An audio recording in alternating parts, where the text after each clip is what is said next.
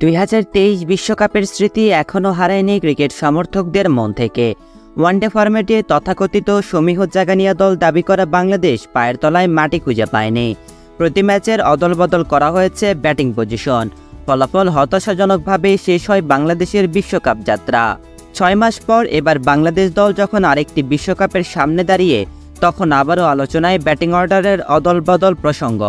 এবারও কি ব্যাটিংয়ের উপরের দিকে বিশেষ করে 3 নম্বর পজিশনে ওলটপালট চলবে?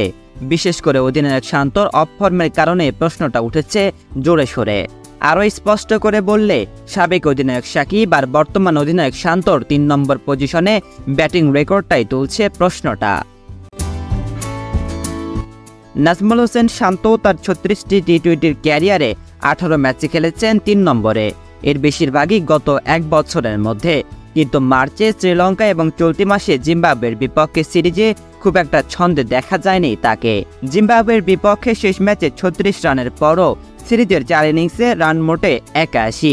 কম রানের পাশাপাশি শান্তর ব্যাটিংয়ের অস্বস্তির আরেকটা দিক স্ট্রাইক রেটের দুর্দশা। ঘরের মাঠে জিম্বাবুয়ের বিপক্ষে রান করেছেন 103 স্ট্রাইক রেটে।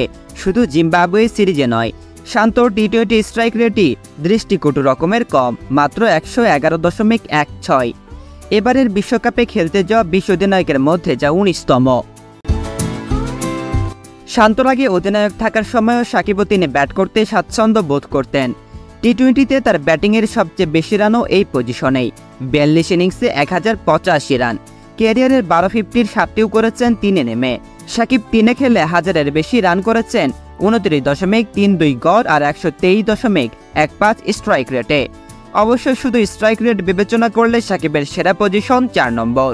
এখন পর্যন্ত 45 ইনিংসে 4-এ ব্যাট করে 127.16 স্ট্রাইক রেটে 880 রান তার। তবে মোটের ওপর রান সংখ্যা, গড় ও স্ট্রাইক রেট বিবেচনায় সাকিব 3-এই বেশি সফল।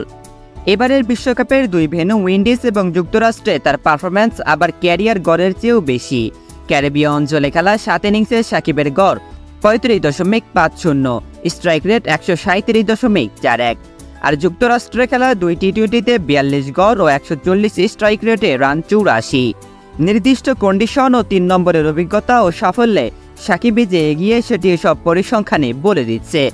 তবে এসব বিবেচনায় নিয়ে সাকিবকে 3-এ ফেরানো মানে আবারও ব্যাটিং অর্ডারে অদলবদল। সেটার সম্ভাবনা কেমন, বিশেষ করে গত বছর ভারত বিশ্বকাপে তেতো অভিজ্ঞতার পর?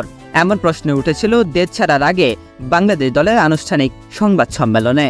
মজার বিষয় হচ্ছে, হেড কোচ চন্ডিকা হাথুরুসিংহে সিংহে তো বটেই, অধিনায়ক নাজমুলও এই বিশ্বকাপে আরেকটি উলটপালটের সম্ভাবনা উড়িয়ে দেননি, যার অর্থ আগামী 1 জুন যুক্তরাষ্ট্র ও উইন্ডিজে শুরু হতে যাওয়া বিশ্বকাপে বাংলাদেশের ব্যাটিং অর্ডারে অদলবদলের সম্ভাবনা ভালোভাবেই থাকছে। তবে এখানেও আছে কিছুটা শঙ্কার বিষয়, কারণ 3 নম্বরে ব্যাটিং করলে সাকিবকে ফেস করতে হবে পেস বোলারদের।